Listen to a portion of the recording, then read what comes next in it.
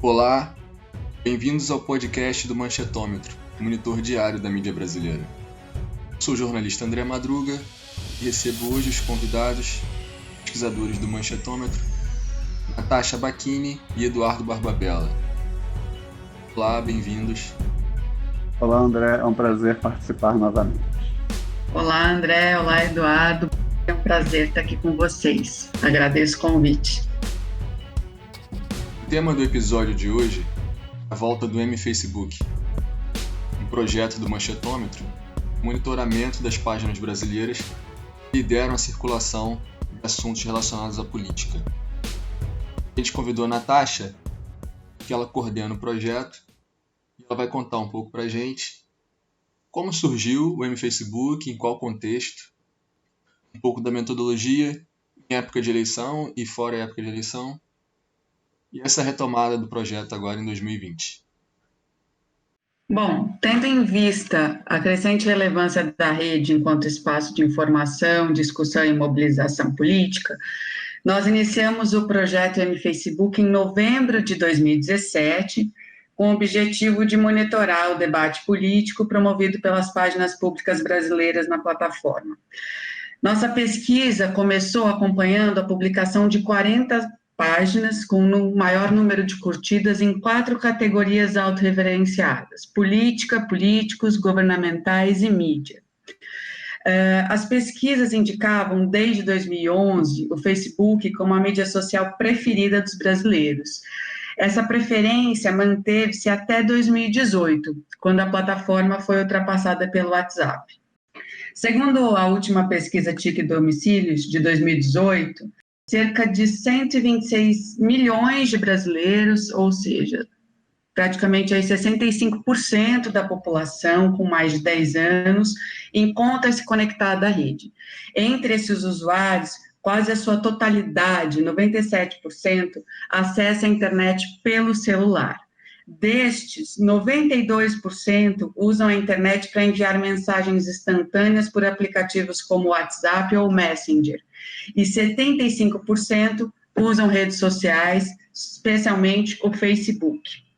Bom, vislumbrando aí, né, com a proximidade das eleições de 2018, nós ampliamos nossa amostra para 155 páginas, incorporando candidatos à presidência da República e aos governos dos estados de São Paulo e do Rio de Janeiro, as páginas de todos os partidos políticos registrados no TSE, as páginas dos meios de comunicação com maior número de seguidores, né? Então, essa categoria aí contempla mídia impressa, canais de internet, mídia televisiva, as páginas das principais instituições políticas do país, as páginas das instituições governamentais com maior número de curtidas, páginas de movimentos sociais e sindicatos de maior expressão.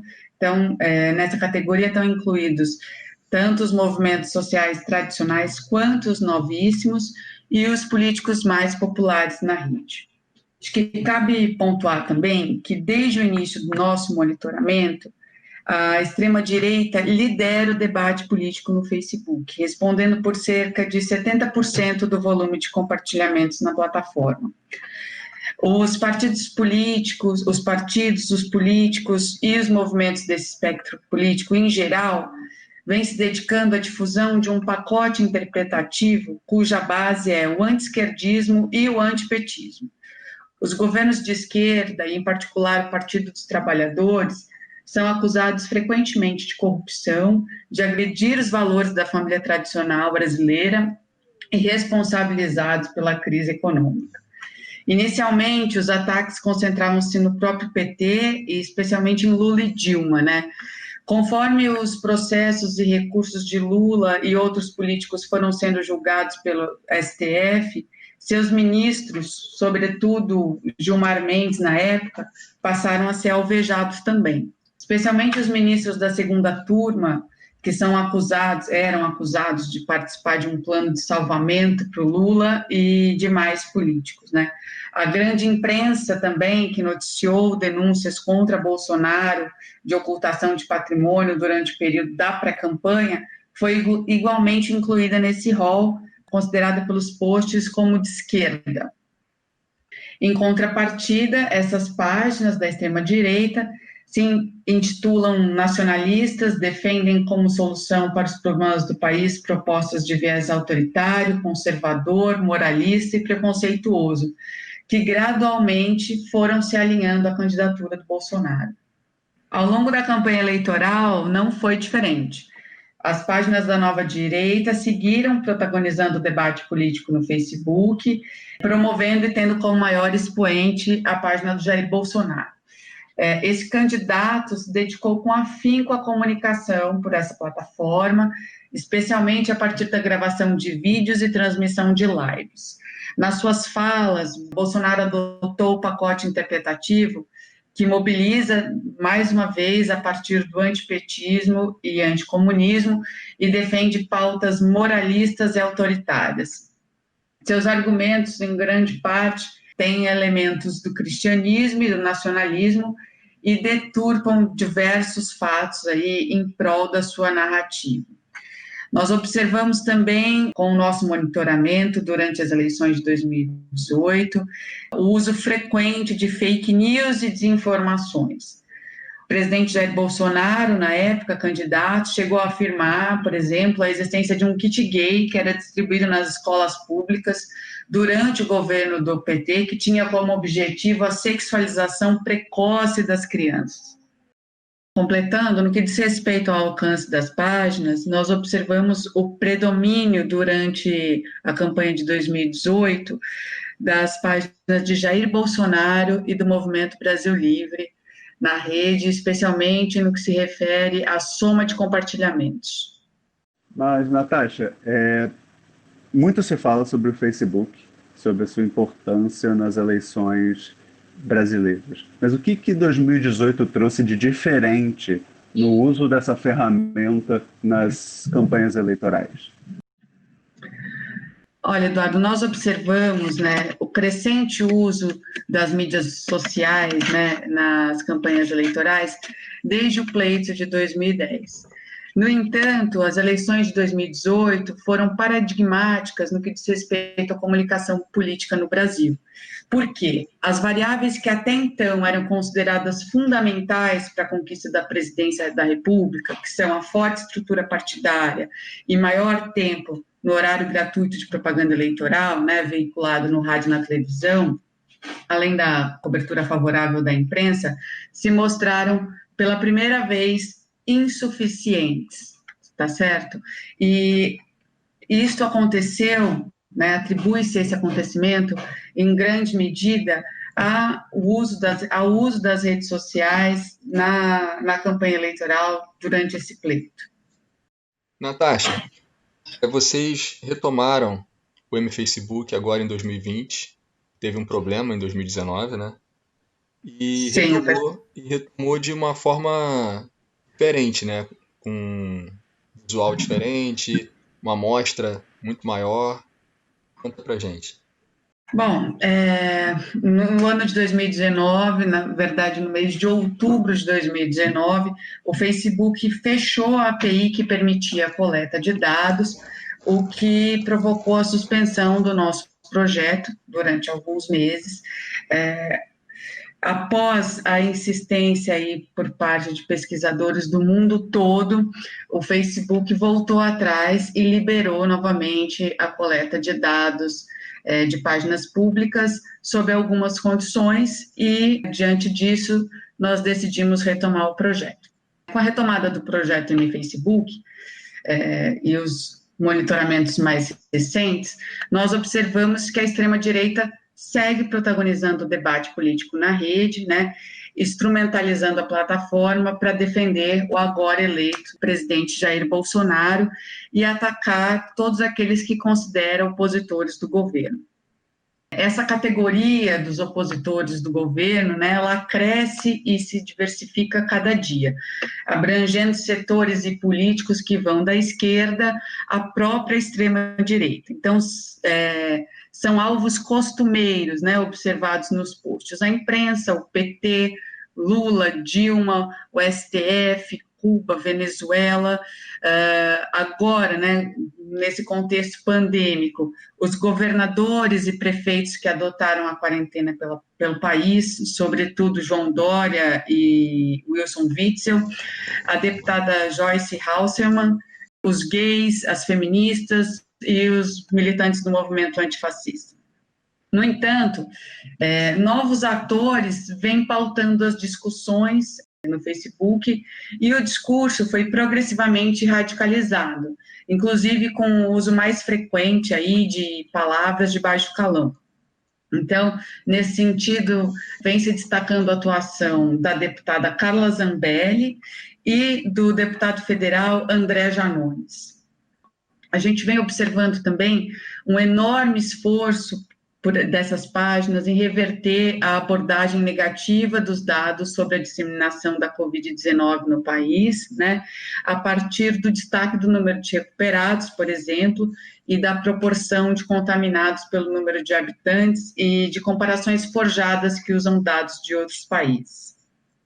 Além disso, a gente verifica também uma campanha contra o projeto de lei número 2630, que objetiva coibir a divulgação de fake news nas redes sociais.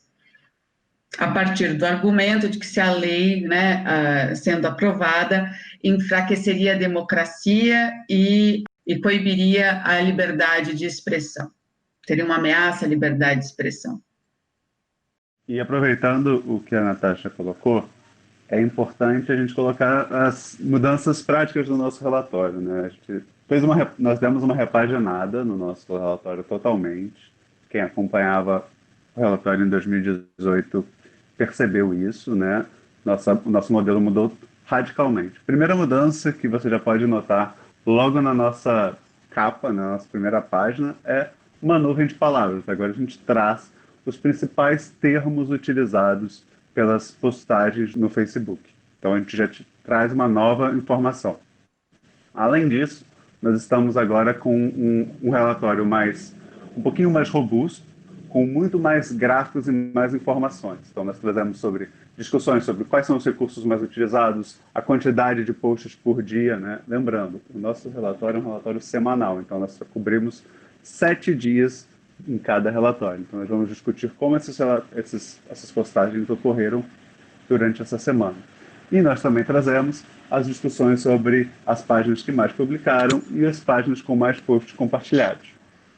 E aí, até para trazer a nossa discussão já para o nosso relatório 101, que vai sair essa semana, é muito interessante notar que nós temos uma tendência na nossa cobertura a termos as páginas que mais publicaram sendo focadas em páginas noticiosas, portais que estão focados em produção de notícias, como o UOL, o SBT, o Globo, a revista Isto É, né? Então são páginas de grupos comunicacionais, enquanto as páginas com mais posts acabam sendo as páginas de deputados e deputadas, como a Natasha colocou. Então nós temos o André Janones novamente na liderança, nós temos a Carla Zambelli, e nós temos o Jair Bolsonaro também como uma página com muitos posts compartilhados.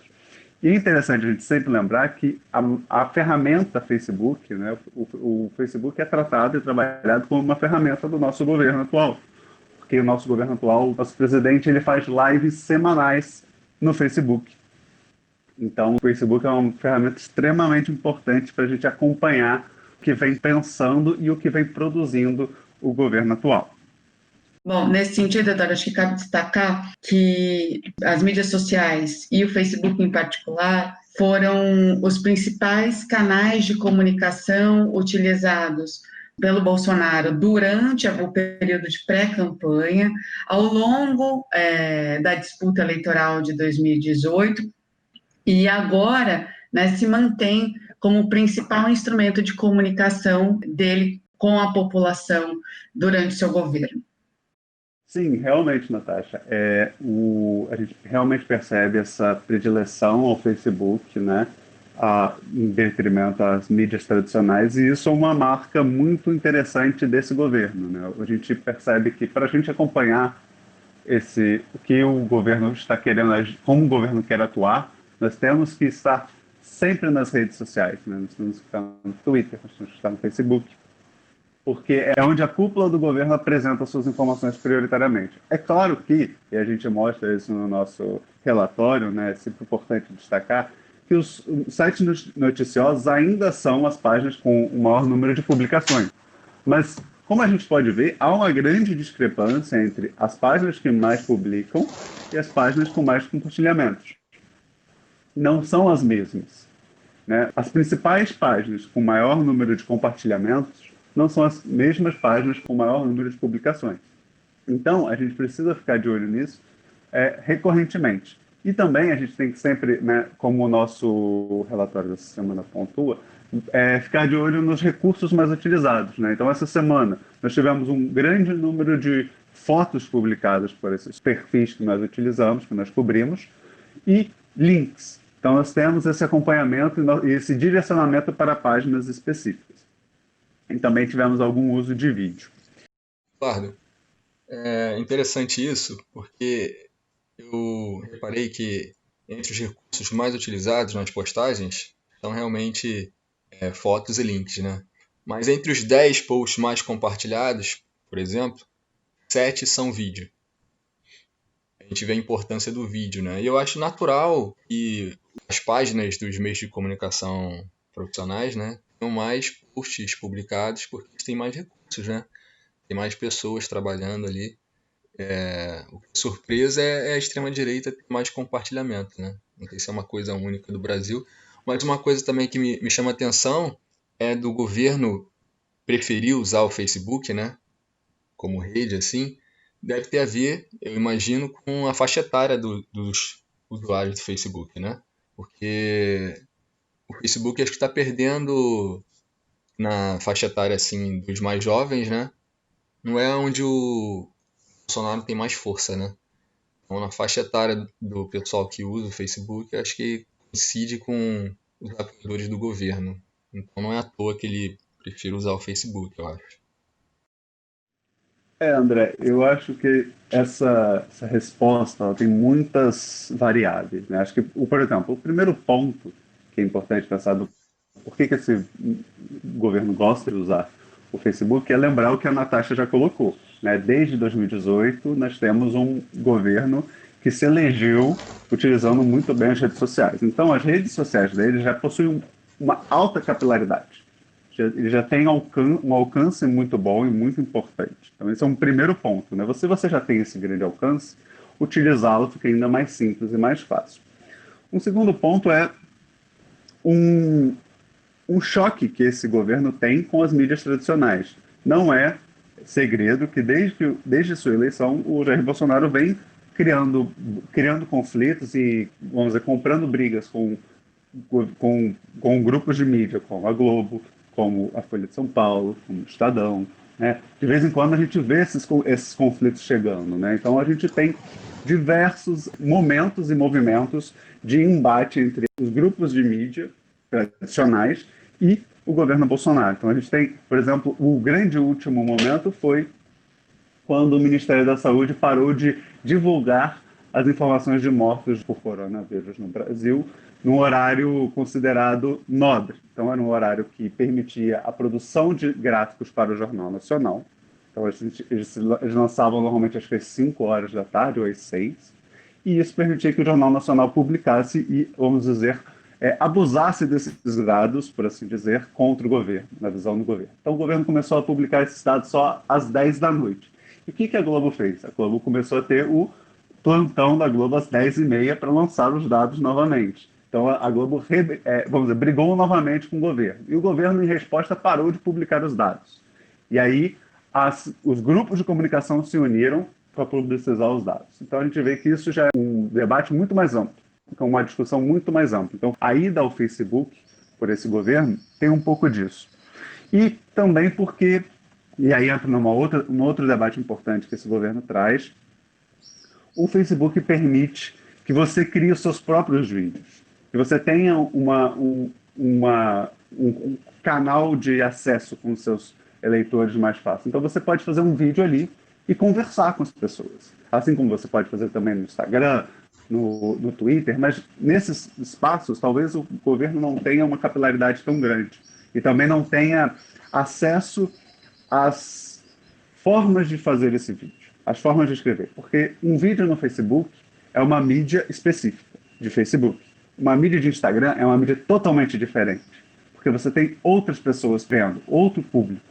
Então você tem essa questão do público e da forma de falar. No Facebook ele possibilita isso, possibilita essas lives longas, essas lives que permitem ao presidente falar, conversar, discutir com as pessoas, conversar com os seus ministros durante a live. Então ele permite esse tipo de ação com o eleitor, né? Principalmente com o eleitor do governo Bolsonaro. Então é como se fosse a ideia do cercadinho de todo dia no Planalto. Então ele tem o cercadinho dele ali onde ele pode conversar com quem ele quiser. Porque é importante a gente lembrar disso. Quando você faz uma live no Facebook, você vai ler os comentários, você escolhe o que você vai ler. Então você vai ler aquele comentário que te interessa, aquele comentário que você quer tanto criticar quanto elogiar ou aproveitar para apresentar alguma coisa. Então é algo que permite esse tipo de ação. Então ele permite esse tipo de interação que, se a gente não tinha em 2014, e talvez em 2018 ele também não tenha tido tanto essa relação entre o político e o eleitor nessa troca pelas postagens, no vídeo isso permite. Então permite essa discussão mais ampla e também é uma forma dele, vamos dizer, bater de frente com as mídias tradicionais, né? Ele permite não dar ibope, como ele gosta de falar, ibope para Globo, ibope para Folha, e priorizar o contato direto, que é onde ele, né, tem maior capilaridade, e é uma qualidade dele, né? Ele consegue fazer isso muito bem, de conversar com o seu público. O presidente Bolsonaro tem essa característica de conseguir falar diretamente ao seu público. Só complementando, né, a gente observa, quando a gente olha para os dados, né, e observa a emergência e a apropriação das mídias sociais por esses grupos de extrema-direita no Brasil, a gente chega à conclusão que a escolha dessas mídias enquanto principal canal de comunicação do governo, ela não é casual, né? Mas ela é fruto de um processo, de uma construção, né? Da construção de uma rede de seguidores que foi sendo tecida e capilarizada desde pelo menos 2015. E que, assim, eram grupos, obviamente, tinham um alinhamento, né, mas estavam fragmentados naquele momento e vão confluindo ao longo do processo político e culminando na candidatura do Bolsonaro em 2018. Além disso, como o Eduardo bem observou, ao se utilizar dessas plataformas, né, das mídias sociais, para se comunicar com a população, e não a imprensa, como faziam os governos anteriores, o Bolsonaro ele se blinda de críticas, de questionamentos, né? Ele pauta a discussão, né? Ele pauta o debate, né? Ou ele não é forçado a responder perguntas, ele evita constrangimentos, dada a sua inabilidade aí, ou sua pouca habilidade de comunicação, sua pouca fluência em diversos assuntos. E, inclusive, esse comportamento também corrobora o discurso que ele faz, né, e os constantes ataques à própria imprensa, né, que ele tenta desacreditar a todo momento, falando de um suposto alinhamento da imprensa à esquerda, como se a imprensa fizesse parte, né, de um conluio aí conspirador contra a sua pessoa, contra a sua candidatura política, né, e contra o projeto que ele lidera, né, que é o projeto nacional conservador, ou que pelo menos ele tenta colocar nessa roupagem, né, o seu projeto autoritário como um projeto nacional conservador, e a gente sabe que é mais que isso, que na verdade é um projeto de extrema-direita. Além, Natasha, de ser fácil de compartilhar, né? Porque o Facebook facilita esse mecanismo de publicização da informação. Vamos dizer, se a mídia tradicional, você tem uma notícia, uma informação na televisão, às vezes as pessoas não conseguem assistir a um jornal, alguma coisa assim, no Facebook ela se mantém a publicação se mantém lá por muito mais tempo. Então as pessoas podem retornar, acessar a publicação dele para assistir, entrar na página dele, assistir ou compartilhar com as pessoas, compartilhar com os familiares aquela publicação e assim aumenta ainda mais a capilaridade do que ele fala, né? Com certeza. E as mídias sociais, elas são usadas pelas pessoas, na maioria das vezes, a partir dos seus celulares, né? E é isso, a informação, então, chega às pessoas, né, nos seus próprios bolsos. Elas não têm o trabalho de buscar a informação. Essa informação chega no seu feed de notícias, a partir dos grupos que elas integram, que elas participam no WhatsApp. Essas informações, muitas vezes, elas vêm endossadas ou com a credibilidade própria das relações pessoais, ou seja, do convívio. Quem está mandando essa informação para mim? É o meu tio, é a minha tia, é o meu amigo, é a minha amiga, né? Então, assim, essa informação ela já vem com alguma credibilidade, que é a credibilidade do conhecido, né? Diferente da imprensa, que vem sendo alvejada aí como parcial, como alinhada a grupos políticos e etc. E também, André, só para complementar o que a gente tem discutido, é importante a gente perceber, né, voltando à questão do Facebook, que o que a gente vê? A gente vê a realidade criando as notícias. Então, a realidade vai apresentar as notícias, por exemplo, a prisão do Queiroz, ou a prisão da Sara Giromini, chamada, né, também de Sarah Winter, do 300 do Brasil. Então você vai ter essa notícia, essa informação. Os jornais vão publicar, os jornais vão noticiar essa informação para as pessoas. E o que você vai ver no Facebook? Você vai ver comentários das pessoas sobre as informações. Então, a gente tem isso muito essa semana, né? O caso da Sarah Winter e o caso do Queiroz são exemplos disso, dessa semana que eu trouxe já direto do nosso relatório, de posts que vão comentar os casos. Então, o Facebook, na rede social, também permite isso, né? Se a mídia tradicional vai te trazer a informação, o Facebook vai te permitir comentar essa informação e falar aos seus seguidores a sua opinião sobre o caso.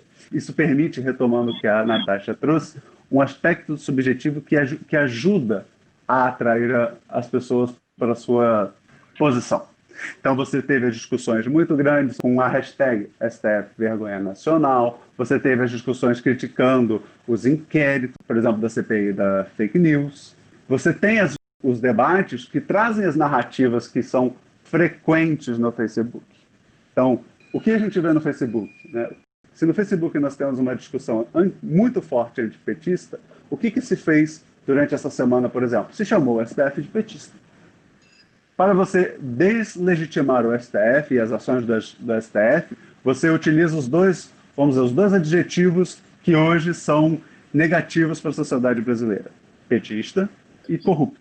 Então, você chama o STF de petista e corrupto, você deslegitima todas as decisões dele para as redes sociais.